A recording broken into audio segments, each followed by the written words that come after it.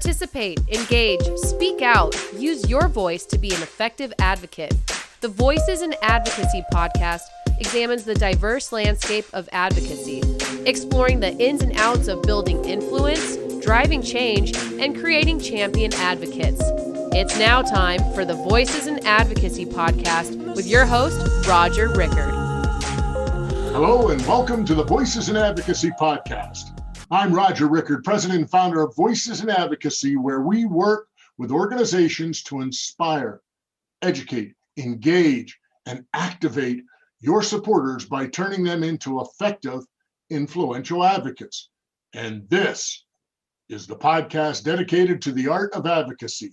This podcast is for the people that work and engage in advocacy efforts for their organizations, be they corporations, associations, trade organizations, and nonprofit cause groups.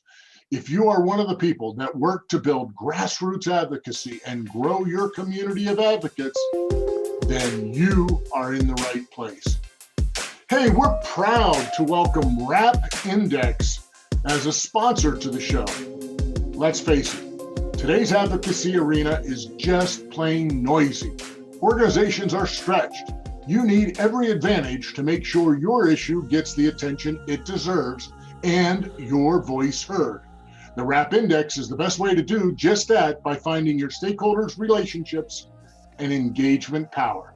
Get past the noise, know who your people know. Go to Rap Index. Now that's rapindex.com.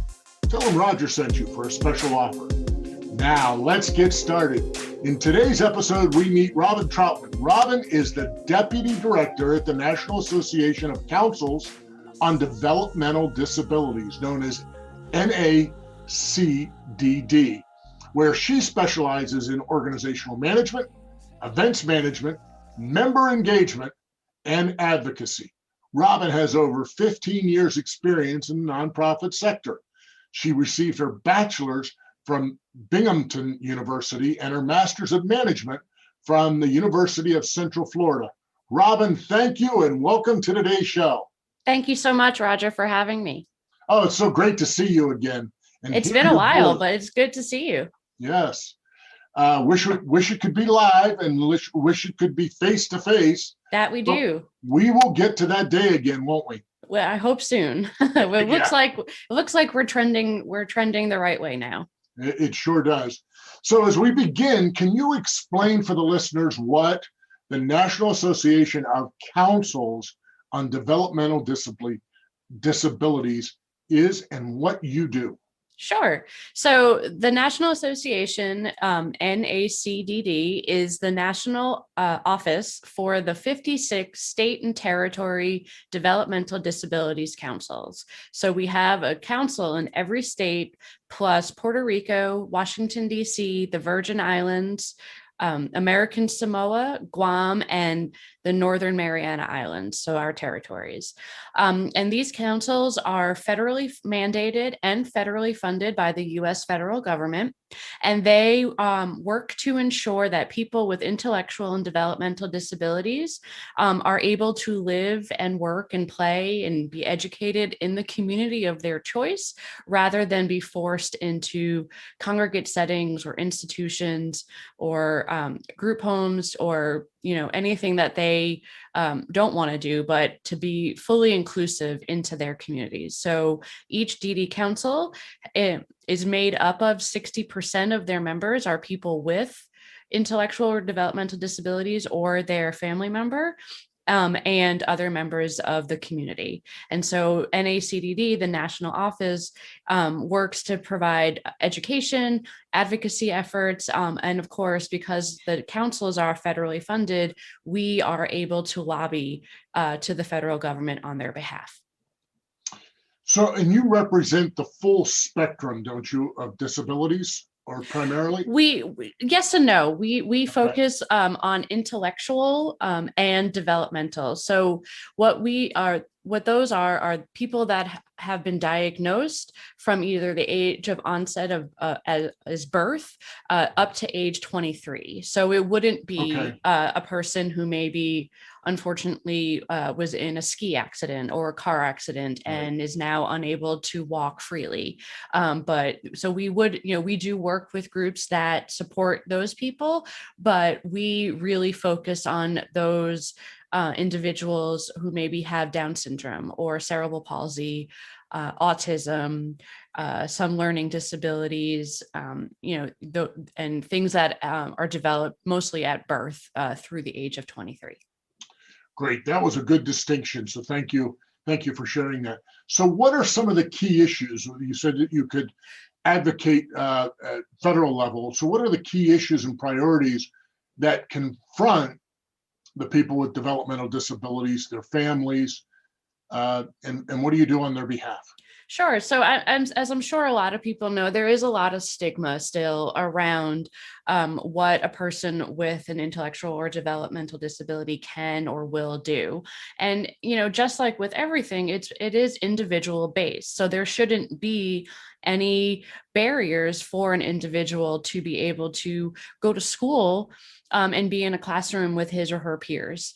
There's no reason anymore why that student should be put into a separate room and be dealt with separately. They're a student, they're of age, they should be able to go to elementary school, middle school, high school, and get an actual diploma and not just a certificate of completion if they have the proper supports.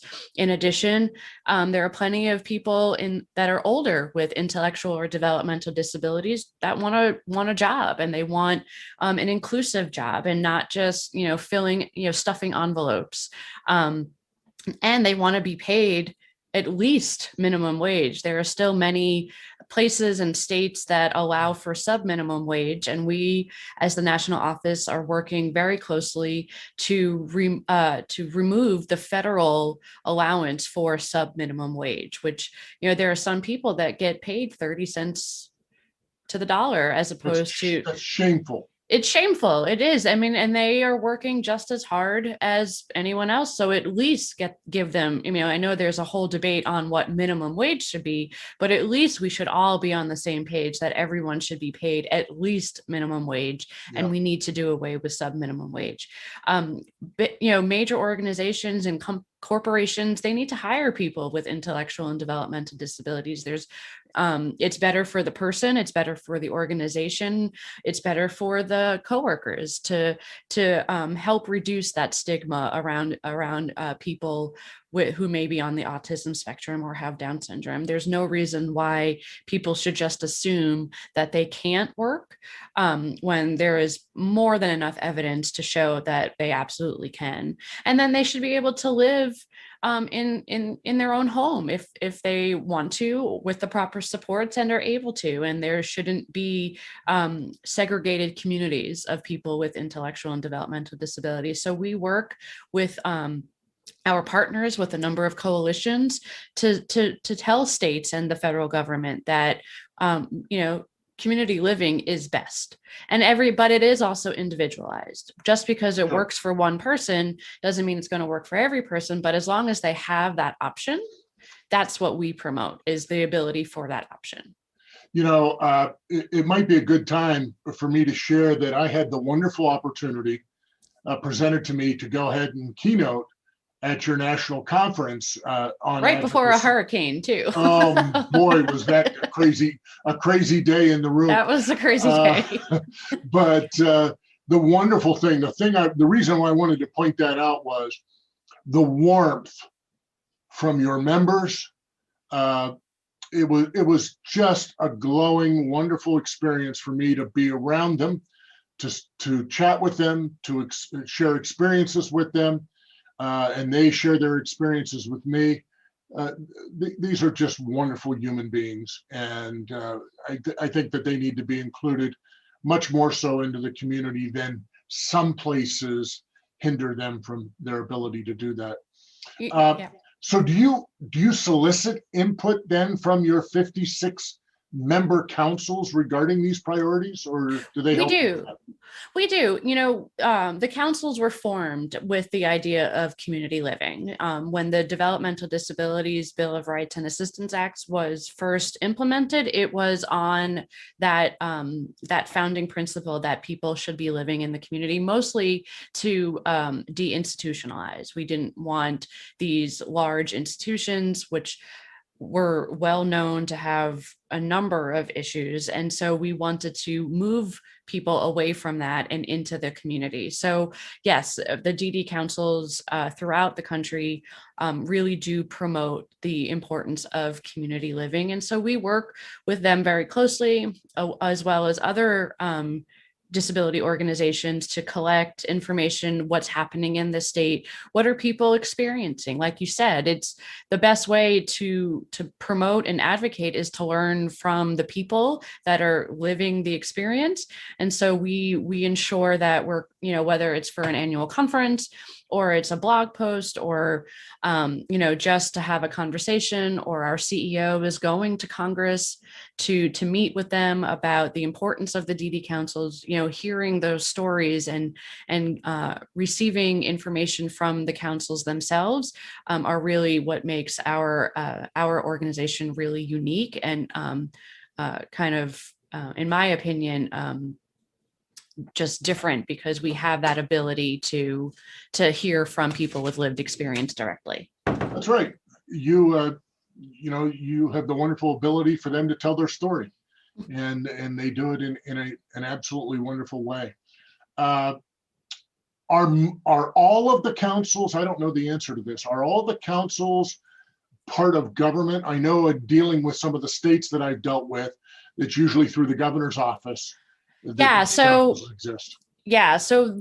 I'd say all but one are pretty much fully embedded into state government. There is one that is a nonprofit, so it does kind of work on its own, but all of the members of the DD councils are appointed by the governor in each state and territory. So, a lot of the DD councils will solicit for applications for people and then they present those to the governor's appointments office, and then they get appointed by the governor. Each state and territory has its own terms and how that actually goes. And each governor moves a little bit faster than the other, but it is pretty much the same process where they, make recommendations to the governor.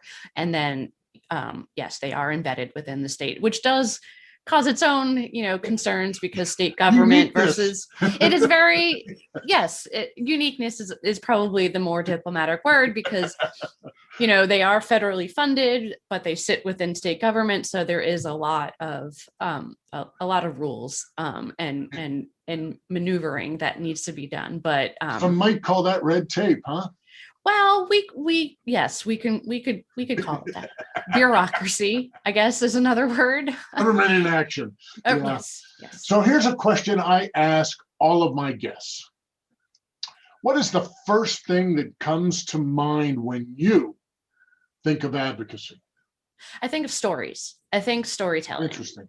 I think it is so important for any group, any nonprofit, association, trade association, organization, that you have to hear from the people who are living what you're advocating for, because otherwise it's just if it's me, it's just another white, able-bodied woman, talking on behalf of. I think what really resonates with whomever your audience is the people who live the experience every day, is the person with developmental disabilities or an intellectual disabilities, or with both, or with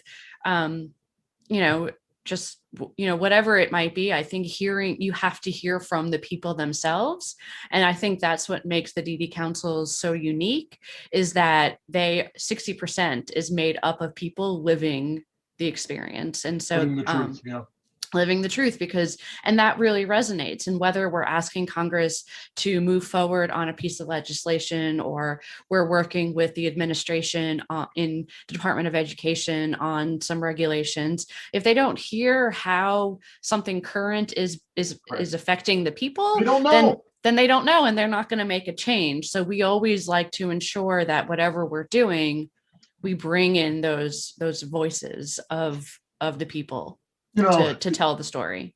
you mentioning stories is so important because as you look at stories, when you have the people that are experiencing what is transpiring and the reason why you're there to talk to them, you're reaching both the head and the heart. Mhm. And people work differently Mhm. based on that. And I think that it gives you kind of the double power there because of having those people that touch you. Just like I was touched when I was at your. Yeah, I mean, a firsthand experience goes a long way than someone, offhand speaking on behalf of, because as you said, it touches you. You feel a sense of connection with them when you hear what they're actually going through.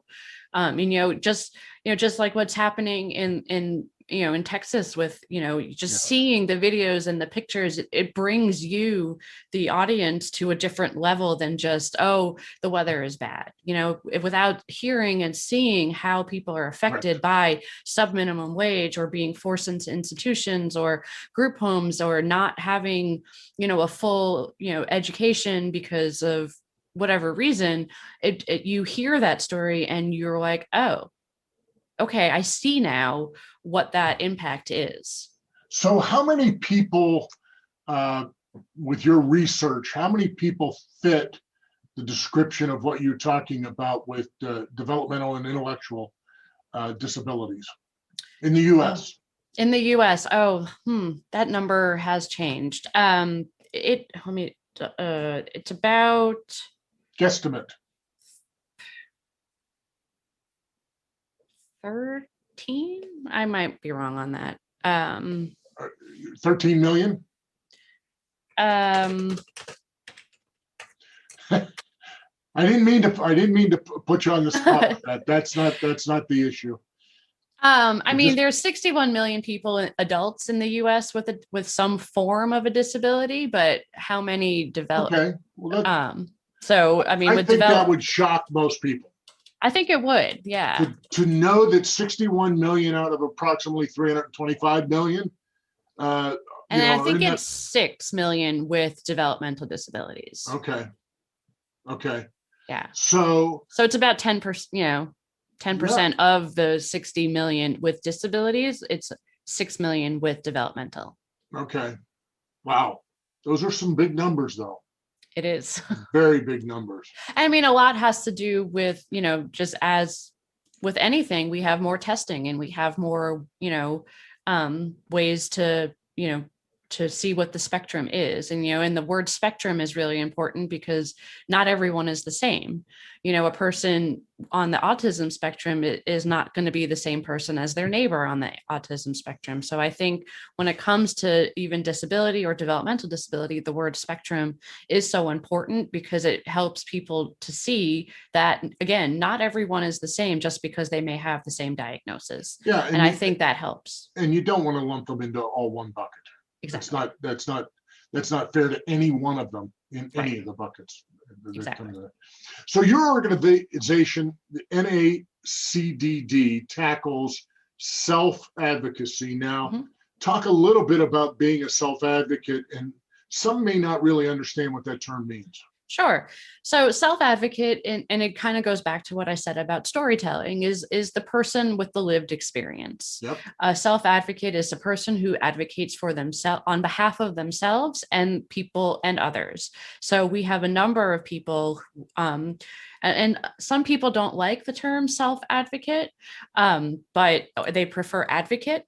But that, again, that's something that is a spectrum that we're learning, and everyone is different. But, for this sake, self-advocate is the person with lived experience who is able to speak about their experience and goes and talks to conferences or goes to meetings with legislators in the state, their local, their schools, and it talks about, why certain things are important to them. And that's what we really try to push at NACDD is the importance of self-advocacy, because that, it really does make a difference to hear from the people themselves and not just, a professional. Well, and it goes to the point of something that I say an awful lot.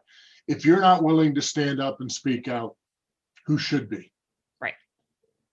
And that's really what a self-advocate is the ability to stand up for themselves and to speak out about the things that affect them, matter to them, and that they care about. So yeah, and I'd say as many in the professional world, corporations, nonprofits, associations, schools are really working towards diversity, equity, and inclusion, then you need to include disabilities with that, and not just someone, not just a physical disability, but all disabilities.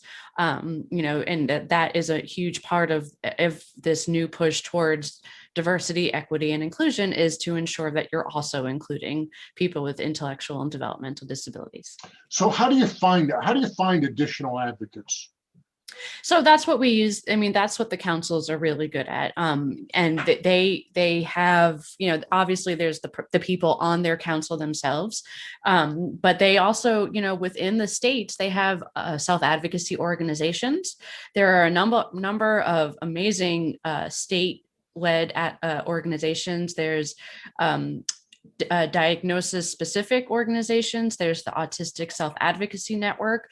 They're based in, their national office is based in DC, but they have people throughout the country. We have Self-Advocates Becoming Empowered, also known as SABE. Their main office is based in Arizona, actually, but they have a board with different regions throughout the country also. And, there's UCP, United Cerebral Palsy, and there's a group that we're a part of called the Consortium for Citizens with Disabilities, which is a little bit more broader in terms of what disabilities they focus on. But we look to them and say, hey, we're looking to do a panel on this topic at a conference or on a webinar. Who can you give us to help speak about what they're going through? And we do really, within the past couple of years, we've really made a concerted effort to ensure that any session, panel, or webinar, in light of the pandemic, any webinar we do has at least 1 to 2 people with lived experience on them. Yeah. So it's not just a bunch of talking heads. It's not just a bunch of researchers or corporate people or political wonks, but it's the people, again, who with the lived experience. And so we really do try to ensure that at least 1 to 2 people on each session are people with lived experience. So how do you train those to make them even more effective? Because the stronger they are at their ability to tell the story. Sure. So there's a lot of more impactful. Yeah, absolutely. There's a number of programs. Way back in the history of DD councils, the Minnesota Developmental Disabilities Council started a program called Partners in Policymaking, which a number of states have just kind of taken that curriculum and just implemented. Some have kind of fine-tuned it, tailored it to meet their state or territory's individual needs. And it's a 3-month program, where you go through and teach advocates and parents and other caregivers how to advocate to policymakers. So that is a really well-known program that a number of the states use.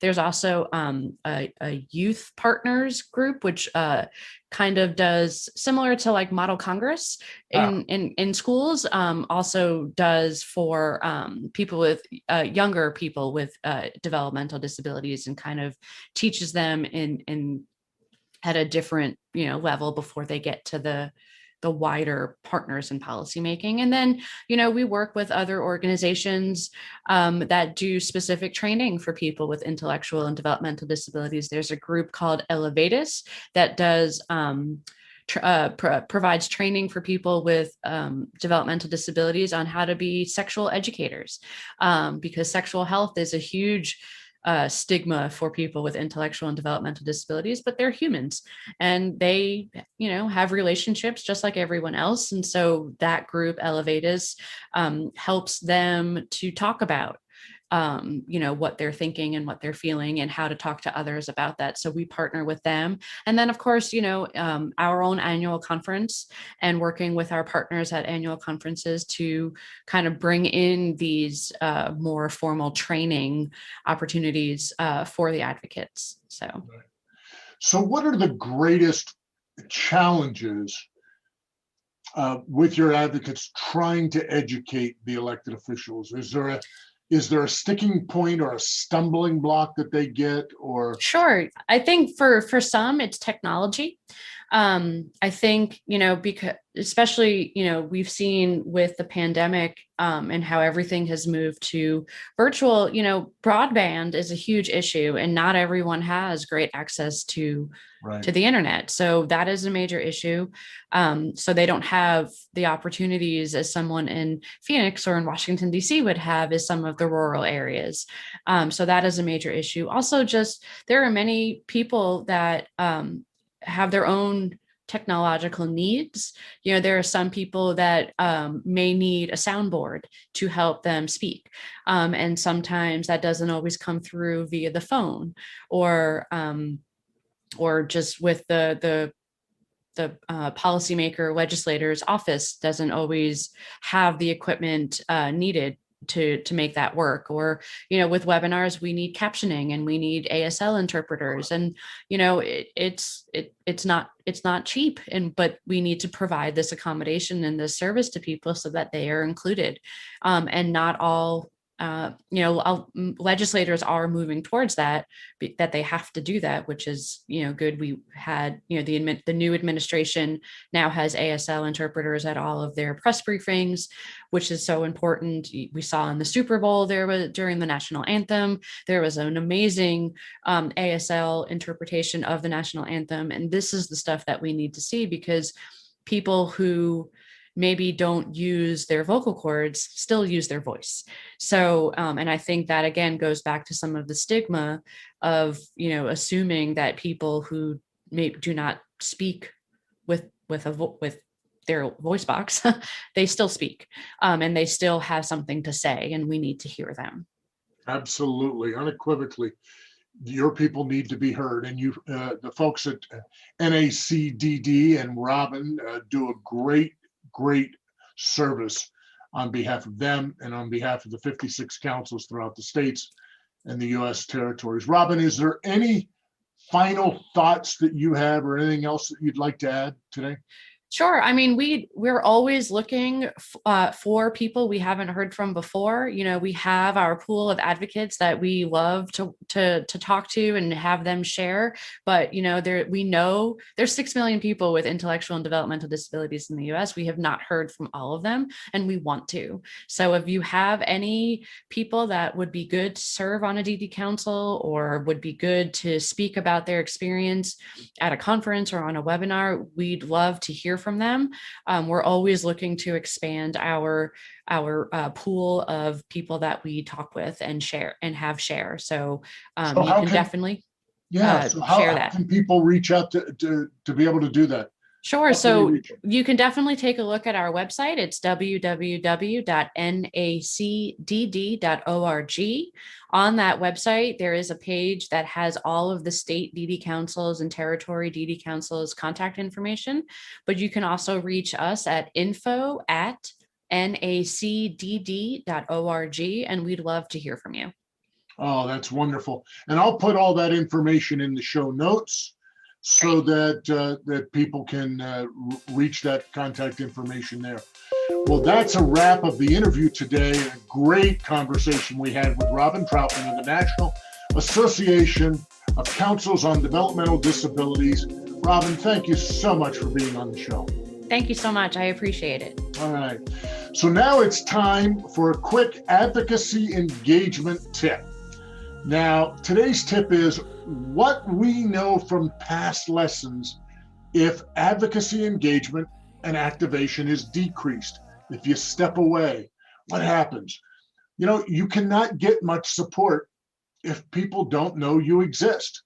You will have little influence if you maintain a low profile.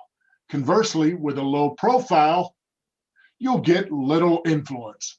So on the bright side, all of you have a good story to tell. You are essential elements in your community, or you just would not exist. You are critical to the success of others.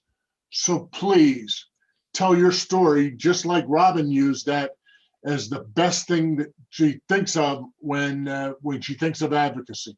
So does your organization provide training and practice time for your supporters to learn how to tell their story? Yes. Great. Thank you, Robin. So we would like to thank our sponsor, Rap Index. Know who your people know. Go to RapIndex, RAPindex.com, and tell them Roger sent you. In the upcoming episodes, you will be treated to inspiring interviews from leaders in the world of politics, association, and nonprofit causes. If you like today's broadcast, head over to where you find your podcasts, be that Apple, Google, Spotify, or any others. In fact, now you can even ask, hey, Alexa, play the Voices in Advocacy podcast. So a big thank you again to Robin for being on the show today. I greatly appreciate your time and passion for helping others through advocacy. So we at Voices in Advocacy work with organizations to inspire, educate, engage, and activate your supporters by turning them into effective, influential advocates. That's it for today's episode of Voices in Advocacy. Remember, you have the power to be effective and influential. Now go out and make it a better world. We hope you enjoyed today's Voices in Advocacy podcast and look forward to you joining us again next week. To learn more about Voices in Advocacy, go to our website, voicesinadvocacy.com.